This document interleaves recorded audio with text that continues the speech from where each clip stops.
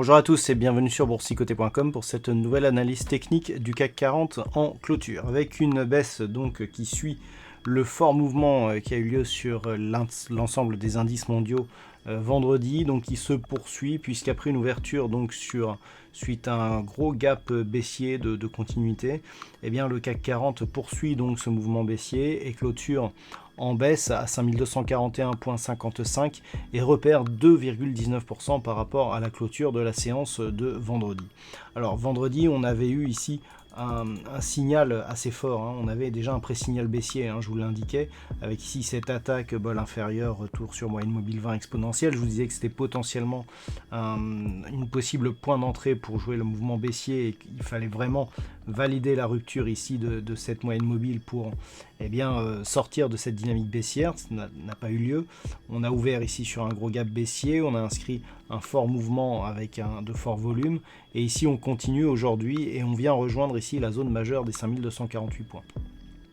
Du point de vue des indicateurs techniques, on commence à marquer une configuration de survente sur le RSI, donc avec le RSI qui rentre dans cette zone de survente, accompagné du MACD dont les histogrammes évoluent d'une manière fortement négative. Les volumes restent supérieurs à la moyenne sur la séance du jour par rapport aux 20 dernières séances. Alors, la configuration, elle est fortement baissière. Elle est nourrie de forts volumes. Elle comporte des gaps qui ne sont comblés que partiellement. Alors partiellement parce que tout simplement par rapport au niveau d'ouverture, ici on a une tentative de rebond et ensuite on poursuit. On a eu quasiment la même bougie aujourd'hui. On s'inscrit fortement à l'extérieur des bandes de Bollinger. La semaine dernière, je vous indiquais que la séance de vendredi était ici déjà quasi hors bol, sachant que l'ombre haute ici en temps réel n'avait certainement pas permis une réintégration à l'intérieur des bandes de Bollinger, ce n'était qu'un effet de clôture. Là, on a vraiment une bougie qui est extrêmement en dehors des bandes de Bollinger, ce qui souligne une forte pression qui s'exerce sur l'indice parisien. On est vraiment là sur un mouvement qui est très très fort, qui balaye tout sur son passage. C'est très compliqué de se placer sur ce genre de mouvement. Il n'y a pas de rebond technique, ou tellement peu. On a des gaps qui sont non comblés, mais malgré tout, vous voyez, je n'ai encore touché aucune zone horizontale sur ce tracé. J'attirais votre attention vendredi sur le fait qu'on était venu chercher 5433 et que l'on avait trouvé ici 5352 quasiment pour le point bas. Là, on a ouvert sous les 5306, on est venu chercher cette zone en test et on est venu clôturer proche de la zone majeure des 5248 points. Donc le mouvement ici est relativement fort et on peut craindre un retournement, d'autant plus que si on élargit un petit peu la vue, ce retracement de Fibonacci ici à 5352 qui était le retracement à 61,8% a été cassé d'une manière forte, donc sur gap baissier non comblé, et donc logiquement, l'objectif c'est désormais un retour sur un retracement total, à savoir sur la zone ici des 5154 voire 5163 puisqu'il s'agit de la zone horizontale qui se situe à proximité en tout cas de ce point bas. Maintenant, pour modérer un petit peu cette configuration plus que baissière, il faut prendre un petit peu de recul. On a donc cette forte dynamique haussière ici. Je vous rappelle que par rapport à cette configuration haussière, on reste encore sur des retracements tout à fait raisonnables. Et lorsque l'on regarde, on peut tracer des droites de tendance. Vous voyez ici, si on part ici de ce point haut et que l'on vient ici chercher cette zone, si on part ici de ce point bas et que l'on vient chercher, si on part de ce point bas et que l'on vient chercher cette zone, on a une espèce de biseau d'élargissement ici. On avait ici des amplitudes qui sont de plus en plus grandes, mais qui marquent tantôt un point bas inférieur au précédent point bas significatif, tantôt un point haut supérieur au précédent point haut significatif. On peut d'ailleurs remarquer que si on ramène ici ce point haut sur cette zone, on a quasiment on a aussi quelque chose de significatif. Donc là, dans l'éventualité où les cours reviendraient ici sur cette zone ici des 5163 que je venais de vous indiquer, liée au retracement de Fibonacci, on aura encore cette zone ici qui se situe actuellement donc proche des 5100 points, qui pourrait faire obstacle. Et sachant que cette configuration qui est un biseau d'élargissement est une configuration de continuité, puisque c'est un biseau symétrique. Symétrique, ce qui veut dire que on est ici dans une configuration où la résistance est haussière, la zone de support est baissière. Un biseau de retournement, on aurait soit les deux droites qui seraient haussières, soit les deux droites qui seraient baissières. Quand on a une configuration symétrique, c'est une figure de continuité. Et la continuité, elle se fait dans le sens de la hausse. Donc, toutefois, cette configuration donc, qui statistiquement est une configuration de continuité, elle ne sera validée que sur rupture haussière ici de cette résistance.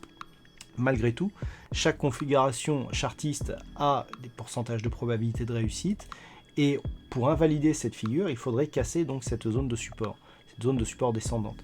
Et ce n'est que sur cassure ici de cette zone de support, donc cassure de ce point bas significatif, de cette seconde zone de support, certainement à 5087 points, qu'il y aurait vraiment retournement de tendance par rapport à la dynamique haussière que nous avions précédemment. Pas avant, tant que l'on est ici au-dessus de cette zone de support, on est dans une zone de neutralisation de la dynamique. D'accord ? Il n'y a pas continuité, mais on est sur une zone de neutralisation. Et j'irais même encore mieux, tant que ce point bas significatif ici, souligné en bleu, n'est pas cassé à la baisse, on est toujours potentiellement dans un mouvement haussier, puisqu'on a un nouveau point haut significatif, et l'ancien point bas significatif n'a toujours pas été cassé à la baisse. Donc ici, on est toujours potentiellement dans un mouvement haussier, malgré tout la force ici de ce mouvement nous invite à beaucoup de prudence. Si on venait à casser ici ce point bas, et tant que l'on reste au-dessus ici de cette zone de support descendante, eh bien on sera dans une zone de neutralisation, mais potentiellement d'un point de vue moyen terme, avec une plus de probabilité de poursuite du mouvement haussier que de retournement. Par contre, sur rupture ici de cette zone que l'on a ici, là il y aurait une configuration de retournement moyen terme qui, si on élargit, eh bien, pourrait nous ramener sur des points bas ici à 4880, voire même un retour ici sur cette zone des 4570 points. Donc là, il va falloir surveiller la poursuite de ce mouvement, puisque sur 5163, sur rupture de cette zone, donc on casse ce point bas significatif, on neutralise totalement la dynamique, voire on commence à prendre un léger biais baissier. Et quand on a ici, si on avait une rupture des 5080 points, on aurait configuration de retournement de cette tendance globalisée, avec risque de poursuite et d'accélération vers de nouvelles zones de support majeures. Donc il va falloir être très vigilant demain sur l'éventuelle poursuite de ce mouvement.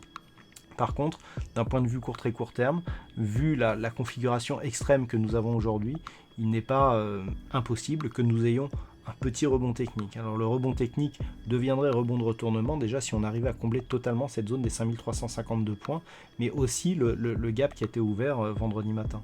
Donc l'éventualité d'un rebond technique ne pourrait être dans un premier temps qu'un test pour réintégrer ici les bandes de Bollinger. Je rappelle que c'est pas parce qu'on est à l'extérieur des bandes de Bollinger que l'on va forcément y revenir tout de suite. Ça montre qu'on est dans une forte pression baissière, mais s'il y avait un rebond technique, ça ne veut pas dire qu'on aurait un retournement. Là, les zones de retournement pour repasser à la hausse d'un point de vue très court terme sont relativement éloignées. Voilà donc ce que l'on peut dire sur cette analyse technique du CAC 40. D'un point de vue statistique, alors je donne ces statistiques à titre vraiment d'information, mais elles ne seront pas validées par manque d'occurrence. On a des statistiques qui sont plutôt haussières sur cette configuration. On a eu 10 cas similaires sur un peu plus de 15 dernières années, presque 20, et sur ces 10 cas, eh bien, 6 ont été positifs et sont restés positifs sur les 5 séances suivantes, mais par contre 4 ont été négatives, sachant que le potentiel par rapport au niveau d'ouverture de demain serait plutôt positif. Je rappelle que ce ne sont que des statistiques et que ces statistiques s'appuient sur trop peu d'occurrences pour qu'elles puissent être prises comme des informations pertinentes. Voilà donc pour ce point en clôture sur le CAC 40. Je vous souhaite une bonne soirée et on se retrouve dès demain pour d'autres analyses techniques, toujours sur le site boursicoté.com.